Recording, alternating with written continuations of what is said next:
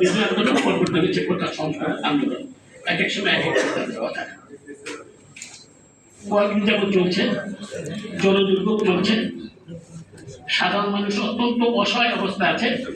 এই বাংলা রকেট নামে যে কথা যেই জনদুর্ভোগ সৃষ্টি করা হচ্ছে, কিন্তু তারপরও মানুষ সহ্য করছে। আমার কোমর মধ্যে ছাত্ররা আন্দোলন করছেন, অনেকেই এরকম সমালোচনা করছে কোটা নাই, কোটার জন্য আজকে তো কোটা 2018 সালে মাননীয় প্রধানমন্ত্রী যখন কোটা বিরোধী আন্দোলন হয় তখন এই ক্যাবিনেটে আলাপ আলোচনা করে মাননীয় প্রধানমন্ত্রী কোটা বাতিল করে দিয়েছিলেন।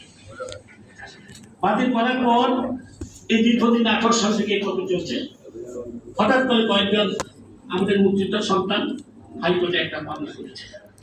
সেই মামলার প্রেক্ষিতে হাইকোর্টের রায় আবার সেই কোটা প্রথা প্রচলন করতে চালু করতে হবে, যেটা বাতিল হয়ে গেছে 18 সালে সেটাকে চালু করতে হবে। এই হচ্ছে হাইকোর্টের রায়। সরকারের হাইকোর্টের রায়ের ভিতরে সরকার মাননীয় অ্যাটর্নি জেনারেল উচ্চ আদালতের সর্বোচ্চ আদালত আপিলের ডিভিশনে গেছেন। আপিলের ডিভিশন শুনানি হয়েছে, আংশিক শুনানি হয়েছে।